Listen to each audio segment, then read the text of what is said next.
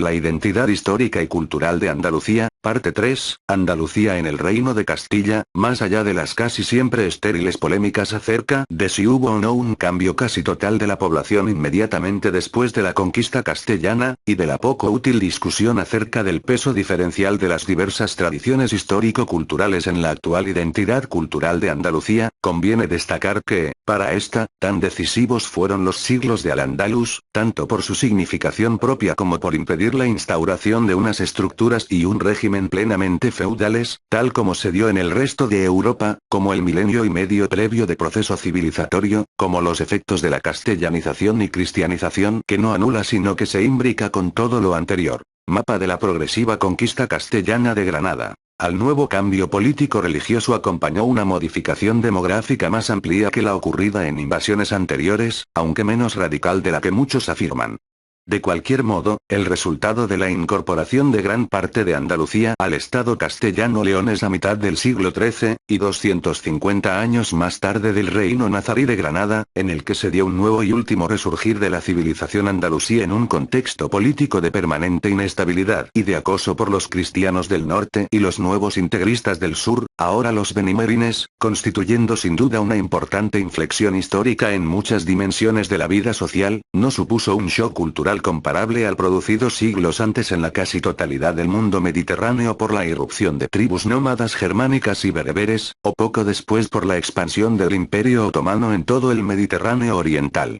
No debe subestimarse la importancia, pese a los períodos recurrentes de guerra, de los siglos de fuerte y prestigiosa influencia de la alta cultura andalusí sobre los reinos cristiano-germánicos del norte peninsular, en especial sobre el castellano-leonés, lo que se refleja, por ejemplo, en el hecho de que varios monarcas castellanos se definieran como reyes de las tres culturas, la cristiana, la judía y la árabe, y se vistieran e incluso vivieran a muchos efectos, antes y después de la conquista, casi como monarcas andalusíes.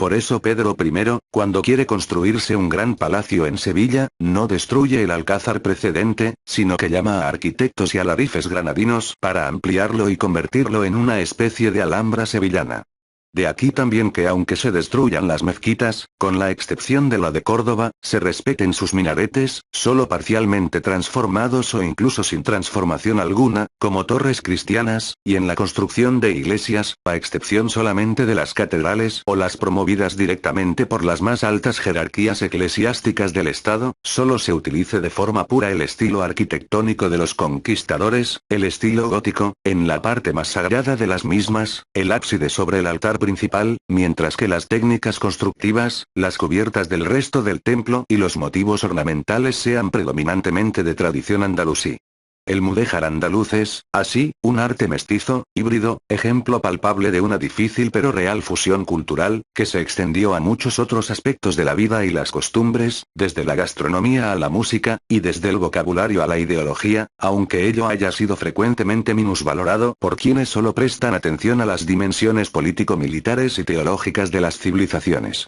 Una matización, sin embargo, es preciso hacer a este planteamiento respecto a los territorios andaluces que se incorporaron a Castilla en 1492, tras la conquista del Reino de Granada.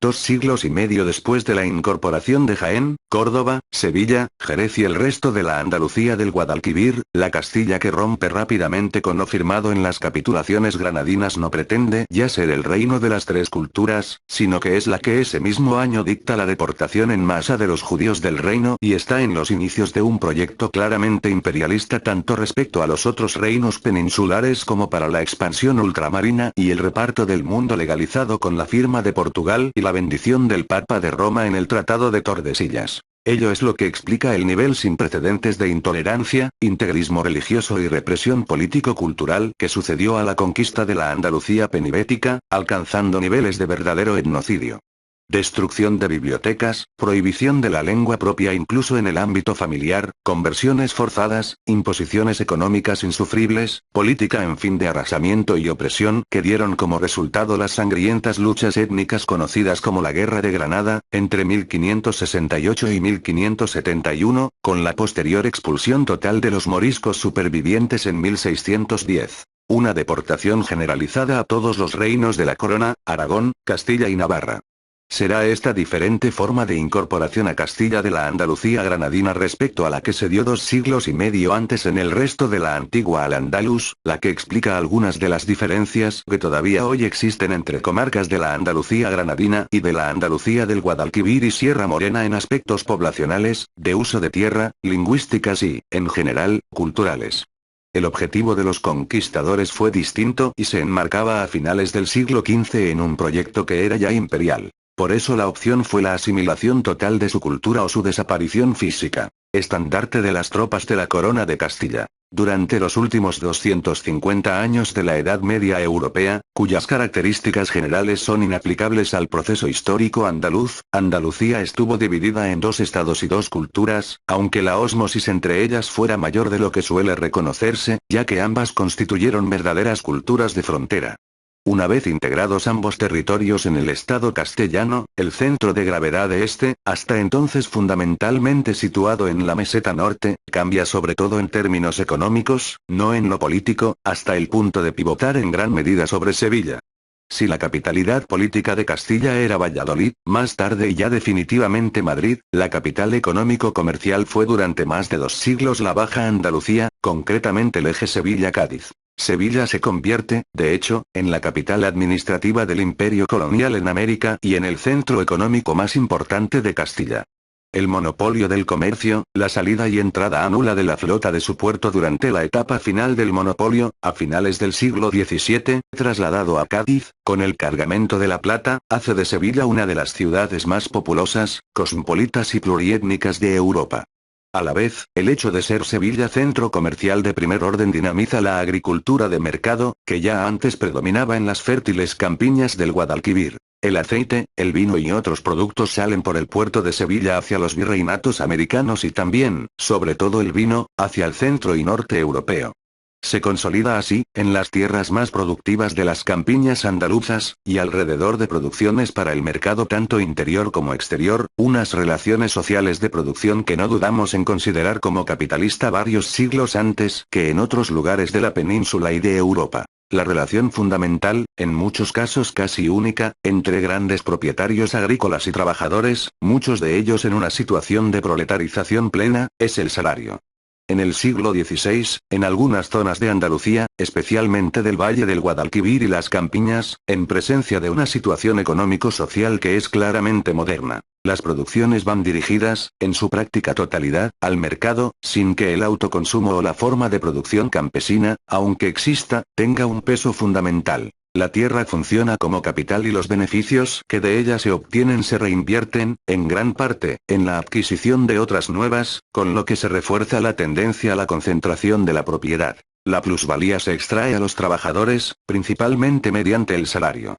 Existe un creciente proceso de proletarización, que culminaría en el siglo XIX como resultado de las desamortizaciones de los bienes comunales y propios. Y se asiste a una también creciente polarización social entre propietarios y obreros agrícolas sin tierras o con una muy pequeña cantidad de esta. Las anteriores características, que claramente dibujan un contexto de economía capitalista de mercado, al menos incipiente, no se contradicen en el hecho, también cierto, de que los grandes propietarios agrícolas, en su mentalidad, pautas de vida y consumo, aspiraciones y, en muchos casos, también títulos, sean nobles aristócratas, la mayoría de ellos procedentes de Castilla, beneficiados por los repartimientos y por las compras posteriores de más tierras a medianos y pequeños propietarios. La inadecuada creencia de que los modos de producción han de tener una correspondencia automática en los modos de pensamiento, y de que todo capitalismo ha de responder al modelo del capitalismo industrial, están en la base de multitud de mixtificaciones e interpretaciones erróneas del caso andaluz, como la que afirmaba la presunta existencia de una situación feudal o semifeudal en Andalucía hasta tiempos recientes. Así pues, durante la Edad Moderna existe en buena parte de Andalucía, especialmente en la Baja Andalucía, una economía de mercado en expansión, de tipo moderno, de base agrícola, que es la más dinámica del Estado castellano, y en base a ella se da un cosmopolitismo que produjo importantes movimientos y creaciones de tipo artístico y literario. Esta situación, sin embargo, no afecta a la totalidad del país. En muchas comarcas serranas y de la antigua Andalucía granadina la situación es muy distinta y permanecen formas predominantemente del territorio y el sistema social andaluz.